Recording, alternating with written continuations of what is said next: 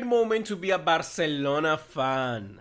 Yes, baby, we're back on top of La Liga. My voice is the worst it has ever been since I started this YouTube channel. And I started this YouTube channel when I was 12. So, oh my fucking god, you have to bear with me on this one. What's going on, guys? ¿Cómo están? BugaLuis here, and welcome back to another video here on the channel. And yes, indeed, Barcelona have won 2-1 against Real Sociedad in a very cagey affair. This is a game that it was hard. It was very, very hard because their goalkeeper turned up. It turned up like Barcelona of old, you know, like Kameni from Malaga. Do you remember that guy? Because I certainly do. What a freaking goalkeeper he was, and Alex Ramiro really reincarnated back to his very, very best in this game. Like, he looked superb, Alex Ramiro, today, and he honestly could have been the man of the match if it wasn't for the defeat of Real Sociedad. But of course, we're going to be focusing on Barcelona. So guys, if you're excited for what's coming for the season, on Wednesday we got PSG. Remember to drop a like and subscribe to the channel because we're doing a lot of content this time around, and you're looking that nothing's stopping me. Nothing's stopping me, not even a horrendous cold. I'm coming here and delivering you guys the content that you need. So first of all, we have to always go with what I like doing first, and that is discussing the starting 11. So if I go here to basically what is the game, Barcelona lined up with Wojciech Szczesny after the injury to Joan Garcia. If you haven't seen it already, we made a video discussing all the injuries. It's going to be somewhere around here on screen right now for you to click if you want to watch that later. We went with a back four of Gerard Martin, Araujo, Christensen, and Jules Koundé, kind of reminiscent of the back line that we had under Xavi, although Balde is still not available. All my wishes to him so that he can recover very, very fast. We need him 100%. Then we have Frankie de Jong, Pedri, and then Marquinhos, Rashford, Magai, Rooney, Bargy, and Dro Fernandez. Dro getting his very first start for Barcelona here this season, getting his debut in La Liga, playing as the number 10 behind Roberto Tito Lewandowski, baby. And Real Sociedad went on with Alex Ramiro, which I said had a incredible game. Álvaro Odriozola, then Igor Zubeldia, Chaleta Char, Aigen Muñoz, Goro Chategui, that's how you say his name, Barrenechea, Pablo Marin, Turrientes, Gonzalo Guedes, and Mikel Oyarzabal on top. Interesting to see Mikel Oyarzabal just becoming that striker, right? He was that previously left winger that has drifted into the middle. We've seen that happen many, many times. But he's not particularly the fastest, he's not particularly the strongest, not the tallest. So interesting that he managed to become a striker, you know, at the end of the day. But talking about Barça, of course, what really catches my eye is the fact that there is no Ferran Torres. For me, I don't know if whether Hansi Flick is saving Ferran Torres for, you know, the game against PSG. Maybe he's saying that Lewandowski is going to be benched for that game against PSG. I'm not sure. Maybe he's trying to watch out, because we know that Ferran Torres can play many different positions, but this year it seems that for the first half of the season we're looking at him as a striker. So maybe he's trying to rest Ferran Torres for PSG, but I don't know. For me, I would have liked it to be the other way around. You know, I prefer to have someone like Lewandowski be saved and be rested for a humongous game like PSG, because we know that Lewandowski, like in the game against Getafe, he's just a super finisher, and he's always going to be a historic player. Then we can also mention Dro Fernandez coming in. Of course, I think it was very interesting to have him in the team. I think Hansi Flick just gave him a chance. Particularly, I don't think that Dro Fernandez had the best of games, but he certainly had individual spells where he looked very, very good, particularly silky on the ball, very good touch, very good dribbling, and he managed to get us back into it, circulating the attack very, very nicely. It's not like Dani Olmo when he first arrived, where everything he touched just turned into magic and everything he touched became a better chance. I think Dro still needs to, I don't know, I think read the game a little bit better. I think it was a bit faster. You know, first division football is a lot faster. It's going to be a lot harder.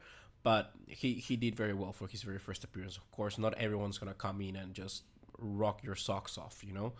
Dro Fernandez had a good job. And the last player we have to mention is Marcus Rashford, who maintained his position as a starter. So Marcus Rashford, I think, had a good game as well. overall. He always kind of tends to contribute no matter what with a goal and assist. Marcus Rashford is just a wonderful player now, and a very good squad player for us. I don't think he's going to definitely be a proper first teamer. I don't think he's in the first 11 names of the team sheet, but regardless, he's doing a very good job, you know. But anyhow, let's talk about the first half. Let's talk about the game. Let's talk about what happened in it.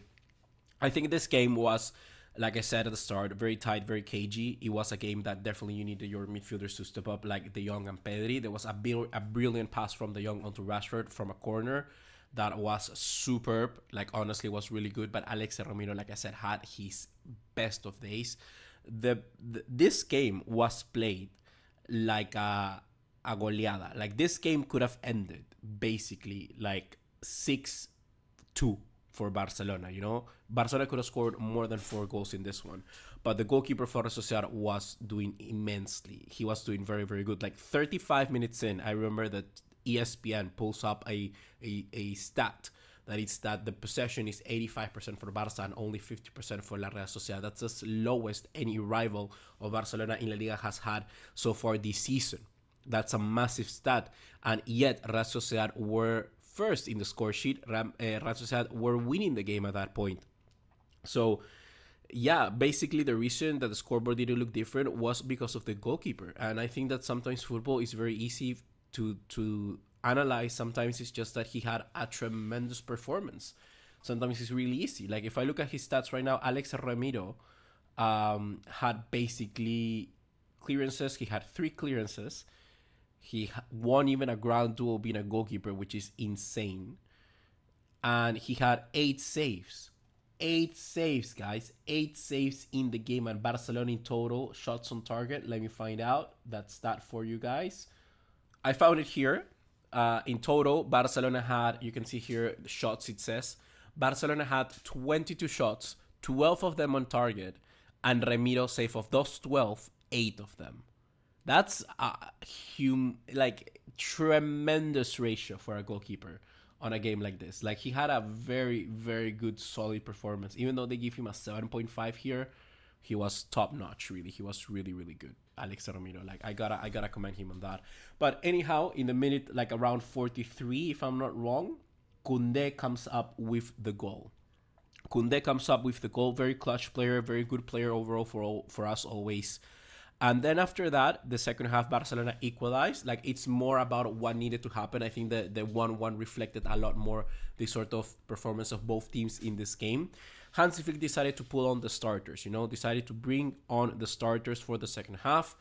And this is sort of always going to be a debate, guys. And I kind of want to know in the comment box down below, what do you think? For me, it's always better when you have a big game. So in a game like this one, Barcelona versus Real Sociedad at home, when we can rotate, do you either prefer to go with Hansi Flick's style, where he prefers to go, let's say, start with and we've seen this last season as well, start with weaker players, start, our weaker team, and then start bringing on the starters, and then try to maybe win the game?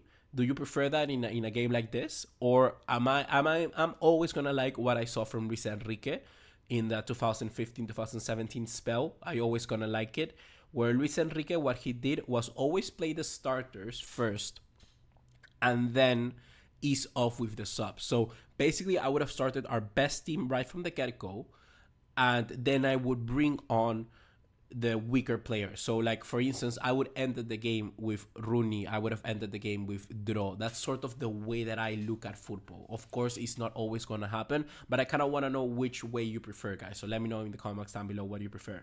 But no matter what, Rooney, I think he was substituted then for Lamine Yamal. Rooney, I think, had a good game. I think he did show some spells of confidence, and I think he definitely is trying to earn his spot, which is something very good that we want to see. A player that's always working very, very hard to make any sort of impact happen, and I like that. But when we talk about impact, there's nobody better than someone like Lamine Yamal. He came in an instant impact, of course, assist for Lewandowski. And fun fact, guys, this is Lewandowski's 700 career goal. Lewandowski has scored 700 goals. 700 of anything is a lot. And goals, it's even more in football. So great job for Robert Lewandowski there. Really, it's a historic moment for him, and for us having a striker like that, of for me in the history of football, it's always adds for Barcelona. When you look at the players, like if you build a list of the best players of Barcelona comparing to any other club, I think Barcelona has the best historic players ever.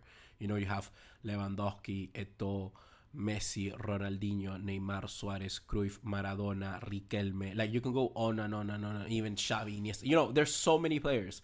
So I think it's amazing to have someone like Lewandowski scoring his 7th goal in his career for us. That's really good. And I kind of want to just end it there, guys. I think that Barcelona are so happy. We should be very, very glad that we are back on top of La Liga. It's good to see. We are back on top of La Liga with 19 points, in contrast to Real Madrid's 18 points. Here's the table at the moment, as you can see. We have Barcelona, Real Madrid, then Villarreal, then Elche. And guess what? Real Madrid, what's Real Madrid's next game? Yes, the next game for Real Madrid is Villarreal. So Villarreal, if they can give us a favor, if they can pull out a result out the bag, and Barcelona then face Sevilla away from home next Sunday, I think we could make the margin bigger. So I'm very it's interesting how this La Liga is developing. Barcelona is looking good as always, and I'm just like, I will always repeat it, I'm just so happy to share this club with you guys. It's amazing. So yeah, guys, if you like this video, be sure to drop a like and subscribe, and I'll see you in the next one. Hopefully my voice is gonna be better. Let's wait and see for the game against PSG. See you in the next one. Take care. Ciao, ciao. Peace out.